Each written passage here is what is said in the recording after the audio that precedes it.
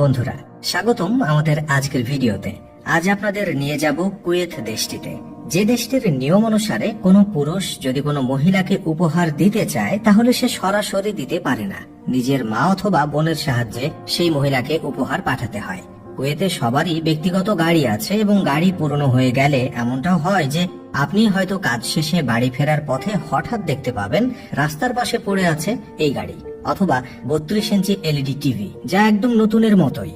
মধ্যপ্রাচ্যের অন্যতম ধনী এই দেশটির উত্তরে সৌদি আরব আর উত্তর পশ্চিমে ইরাক অবস্থিত।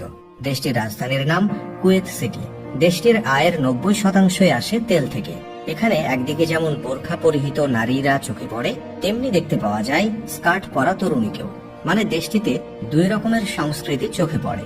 মেয়েরা স্বাধীনভাবে যেমন গাড়ি চালায়, তেমনি স্কুল, ব্যাংকিং বা প্রাইভেট সংস্থাতেও এরা পুরুষের সঙ্গে পাল্লা দিয়ে চাকরিও করে। এমনকি মহিলাদের ভোটে দাঁড়ানোর উপরেও সম্পূর্ণ স্বাধীনতা দেয়া হয়েছে।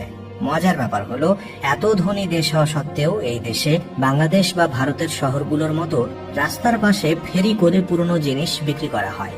এখানে ফ্রাইডে মার্কেট নামে একটা বাজার আছে, যেখানে সেকেন্ড হ্যান্ড বিভিন্ন জিনিস পাওয়া যায়। তাছাড়া পৃথিবীর সবচেয়ে অলস মানুষের দেশ হচ্ছে কুয়েত। কুয়েতের মানুষ কতটা অলস তা দেশটির কেএফসি রেস্টুরেন্টে গেলেই বোঝা যায়। সেখানে কাউকে বারবার কাউন্টারে যেতে হয় না, টেবিলের পাশে ফাউন্টেনের বোতাম চাপ দিলে নিজেরাই নিজেদের গ্লাস ভরে নেয়।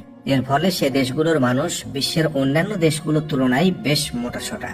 গ্রীষ্মকালে কুয়েতে এতটাই গরম পড়ে যে এখানকার তাপমাত্রা প্রায় 53 ডিগ্রি সেলসিয়াস পর্যন্ত পৌঁছে যায়। তখন দেশটিতে রাস্তার উপরে চাইলে আপনি ডিমও ভেজে ফেলতে পারবেন।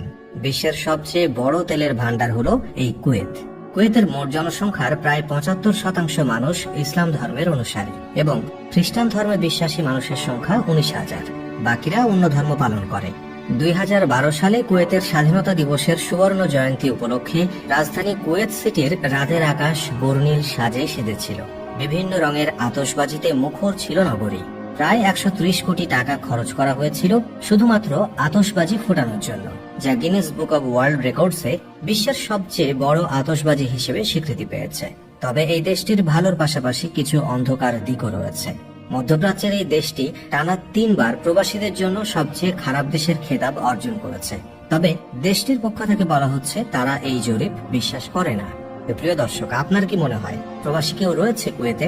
এমন অভিজ্ঞতার সম্মুখীন হয়েছে কি? জানাবেন কমেন্টে। আজ এখানেই বিদায় চাইছি।